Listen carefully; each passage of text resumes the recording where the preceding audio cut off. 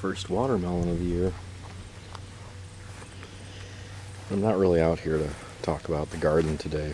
Hey folks, it's Doc.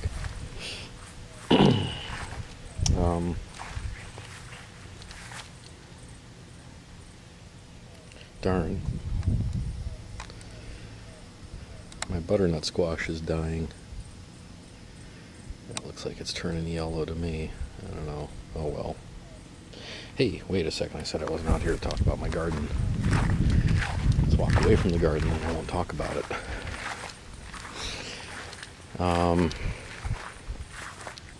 was watching a video from Captain Burrs, and he was talking about the great lemonade stand debacle, which kind of ties in with the great garden caper in Oak Park, Michigan, where the city council tried to shut down this woman's garden in her front yard because it didn't match their definition of suitable, which it turns out is actually a wrong definition.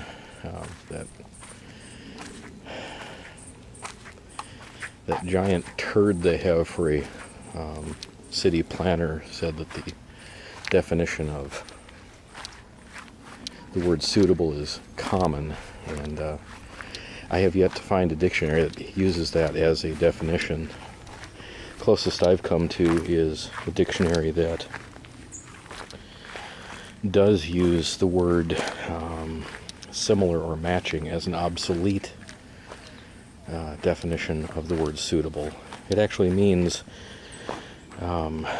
adapted to a purpose or something of that nature. And so he's either misinformed, misleading, a lying sack of dung, which is probably more closer to the mark, I guess. And so these things are cropping up a lot, where the tiniest step you take out of place, some bureaucratic twit comes down on you. The case of the lemonade stand in Georgia, the girls were trying to earn tickets to a water park, and the chief of police, Kelly Morningstar, I guess I'd be kind of a crab ass if I had a name like that too, but holy cow, I'm being attacked by a bee. I must be on his nest. I think I'll move. Sure, the only shady spot in the yard, and I gotta go away. Anyway, she had said really stupid things like, well, we don't know where this came from, we don't know how it was made, we don't know who made it. Well, you know, there's a really good reason for that. It's none of your stinking business. I don't like to call people names, but there's really almost no alternative left, because we certainly don't have the power to stop these bureaucratic monsters. Yeah, we can vote, but most bureaucrats aren't elected. They're appointed by some asshat that by some miracle got elected. I don't know how they did it, but they have. They convinced enough people to elect them, so now we're stuck with them. Anyway, God, I'm just really rambling, sorry. Burrs brought up the point of personal choice. It really is none of these people's business. If I choose to buy lemonade from a little girl in front of her house, I would hope that people would give me the credit of having some form of intelligence, you know? Yeah, I didn't inspect their kitchen. I don't know how the lemonade was made. Was it made under clean conditions? But if I'm willing to buy it and take the chance, I think they shouldn't have anything to say about that. I mean, really, that's just insane. We don't know where it was made or what was used to make it. Well, I don't either, and I'm willing to buy it. Stuff it. Get out of my life. I don't try to control Kelly Morningstar. I just make fun of a really pathetic name. Sorry for all you people out there with the last name Morningstar. See, this is why you shouldn't call people names. Anyway,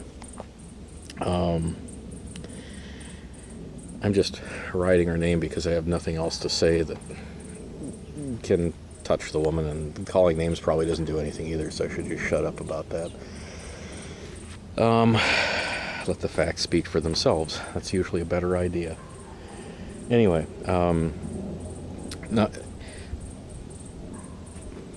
but I started thinking also about public safety. And I'm not sure that you can say public safety isn't important. That we should let people choose for themselves whether... how do I want to put this? Well, here's an example. Okay, you go out, you're driving, and you come upon a police checkpoint. And they are stopping people and making them submit to a breathalyzer test. I know this stuff happens occasionally. I don't know if it happens where you live. I've not seen it here in New Jersey. I'm sure it happens. I mean, New Jersey, of all places, talk about bureaucratic controls. But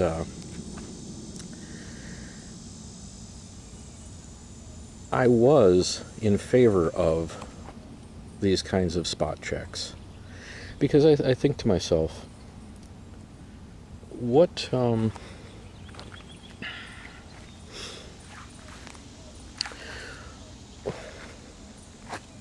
is the harm in it other than you catch a few people who are inebriated? A libertarian friend of mine said that they should not have these kinds of checks. It's against it. It violates our rights to do that. And yeah, it does. I have to admit that it does violate our rights. If you have no reason to stop me, you should not stop me if you're a police officer. That's an abuse of power, and it's a violation of my rights.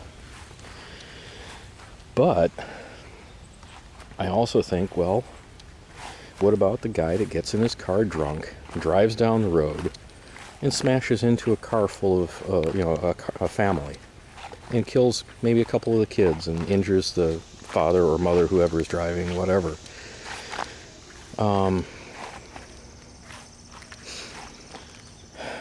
My friend said, there's remuneration. You can take them to court and sue them, and you can be recompensed for your loss.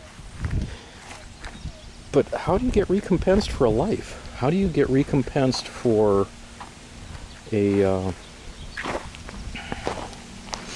lifelong disability that changes you forever? And I think you have to take that into account when you look at these things. And I'm kind of changing my mind from where it used to be. Because you know what? There's an inherent risk when you get behind the wheel. It may not be a drunk person that hits you. It may just be a person who's a bad driver, or maybe your car hasn't been maintained as well as it should be, and a component fails and you swerve off the road and strike a telephone pole and hurt or kill members of your own family. There's inherent risk in the activity of driving on the road. And maybe we shouldn't really even think about compensation, because how do you compensate your family when you have an accident by your own fault? So I don't know. I'm not sure that I was thinking clearly. Maybe I'm still not thinking clearly. I don't know. But personal choice is probably one of the greater goods.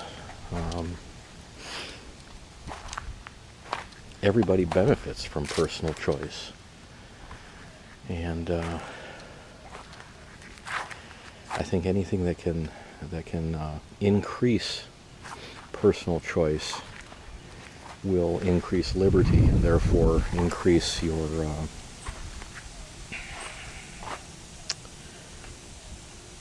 happiness and increase. Oh, fuck, what am I trying to say? I have no idea. I'm such a dunderhead today. Not thinking clearly. It's pretty hot out again. Anyway, I don't even know if I'm going to put this up on the internet. It's kind of boring so far. But, God. Well, I don't know what else to tell you.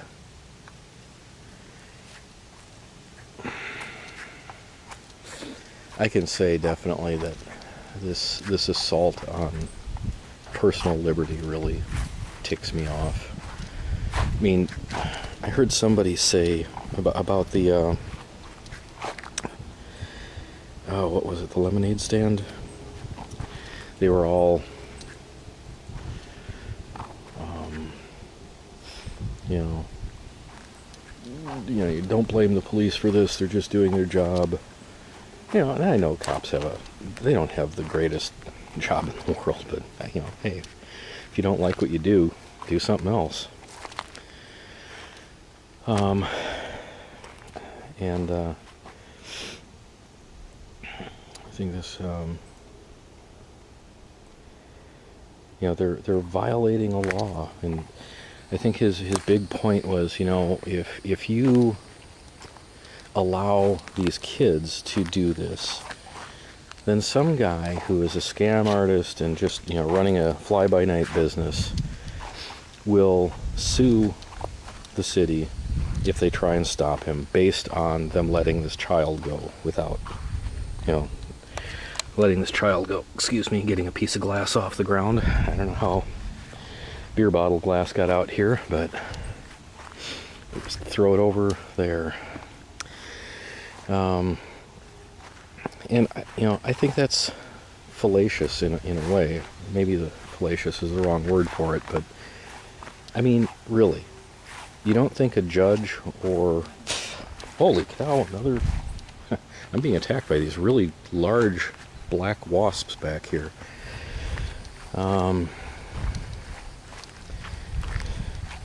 Anyway, if a judge can't see the difference between a child selling lemonade on their own property and people willingly going up to purchase that lemonade, and some schnook selling whatever that happens to be let's go to China. Some bozo selling artificial eggs, for crying out loud. I mean, if you've never seen artificial eggs, look it up. It's amazing. They actually make artificial eggs that they were selling on the black market in China. And artificial rice, too. That was kind of scary. But anyway, there's a vast difference between a child selling lemonade and some guy making hundreds of thousands of dollars. And if they can't see that, then we really are doomed as a society. I mean, there's just no other way to put it. We are doomed if they can't see the difference.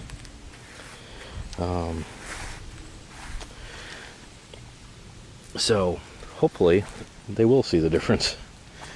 I don't think anything has improved in the lemonade situation. I know the woman who was fighting for her front yard garden, at this point, the city has dropped the case. So hopefully, at least she will have fought for and retained her rights as a citizen of these here United States of America. I guess that means the rest of us need to continue fighting for those rights too. And not back down, not just say yes to the man, but hold our representatives' feet to the fire and let them know that we are displeased with these kinds of actions, and not in a way that is demeaning to them or filled with anger and hatred, but in rational thought, because they can't really fight rational thought. They don't really often possess that trait themselves. So anyway, still rambling way too much. Oh, it is a beautiful day out despite the heat. Anyway, hey, sorry for the ramble and the rant. Later.